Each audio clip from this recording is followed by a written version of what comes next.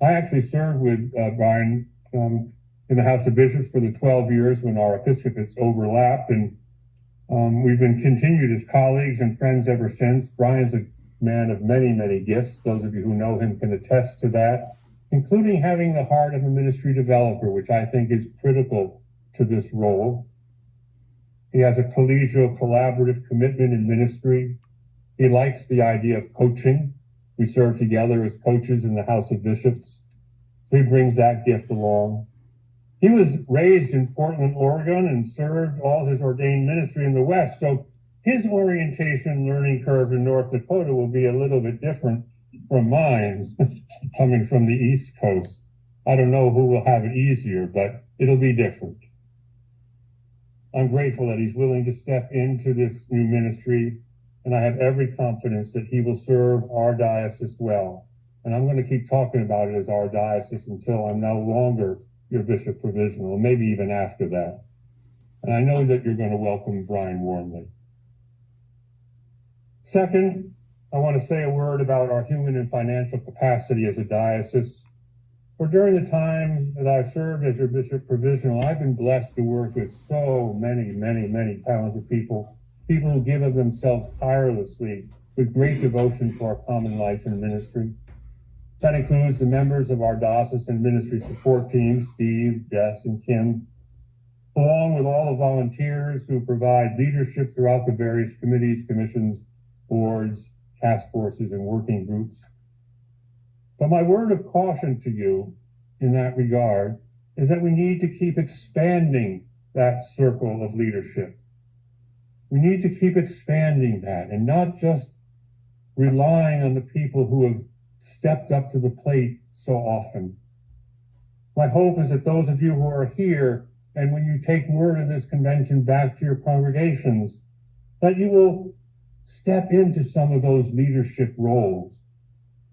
Maybe you might consider being elected to the Diocesan Council tomorrow at the luncheons that we'll be hosting for those elections. Or maybe reading the reports that are in the back of the pamphlet, the booklet that you received about the various ministries that are going on. You might find something there that says, hey, I have a gift that I could give to that ministry. Let me step forward. I know it's not necessarily the North Dakota way to put yourself out, that you sometimes just wait for someone to encourage you. Well, I'm encouraging you right now. I'm encouraging you. I'm asking you. I'm saying, please find your place in the leadership of this diocese. It will be critical for the next 3 years, especially, to have as many people in that leadership role as possible. And the same goes for your local congregations. I know you all are very active in your local congregations, so you got to go back and encourage others to take up the mantle of leadership as well with you. I think as we expand the circle of leadership, we discover that the gifts and talents of many provide us with a richness that is just not ours when it's only a few who are stepping up to do the work. I think if the Episcopal Church in North Dakota, one of the smallest dioceses in the Episcopal Church, wants to maintain its identity and be ready to elect a bishop within the next 3 years, then we need to have solid, stable, well-formed leadership functioning in every single congregation. Otherwise, we will not attract a person that will be to our liking necessarily. We will not attract the kind of person who will say, yes, I want to come and work with you. Well, what can be said about our human resources can also be said about our financial resources.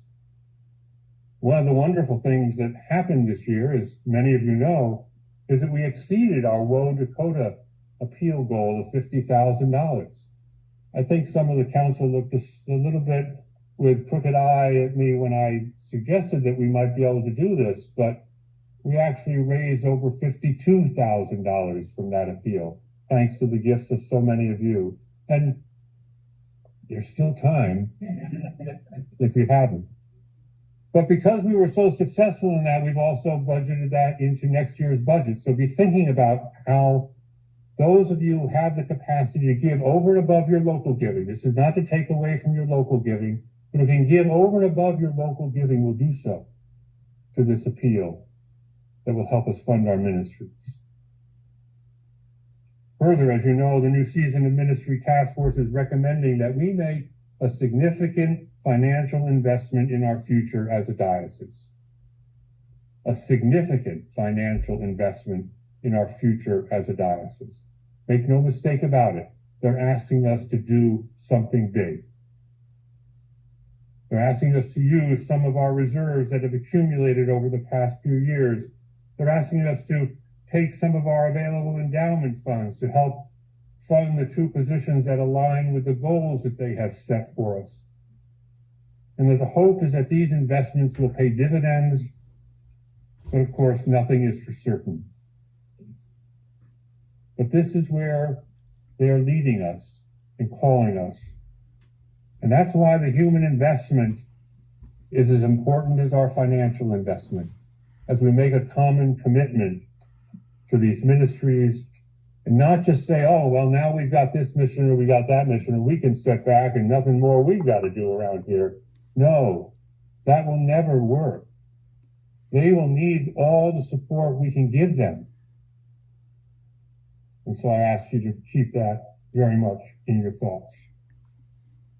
And then finally, on a personal note, I want to say just how rich and rewarding an experience has been for me to be your Bishop Provisional. You know this, that coming to North Dakota was never really on my retirement radar screen, except maybe as a tourist. Instead, the Holy Spirit seemed to be at work, bringing us together for some important work. And I'm glad that I said yes. I'm glad that you said yes. Because when I was approached about the possibility of serving as Bishop Provisional, the first thing I did was look closely at the documents that were produced by the Diocesan Discernment Task Force, in which you said what you were looking for. And I had a way, is what you're looking for, what I can bring. And what I saw in that is that you were looking for a coach who would help rebuild some of the administrative structure of the diocese, help build a more collaborative, collegial, and circular model of leadership, and focus on some very specific goals and priorities. You were looking for someone with the heart of a ministry developer, and for someone who would work with you across differences in the spirit of building a beloved community. So you invited me into your agenda, the agenda you had for your future. And I'm glad that you did. So glad that you did. Because my life and ministry have been enriched by and through our relationship. And I promise you that I will do and continue to do all that I can in support of you in your new season of ministry, paying attention to the new thing that God is up to and among and through you.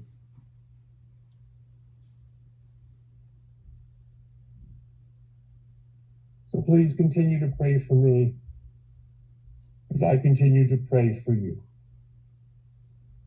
Thank you and God bless.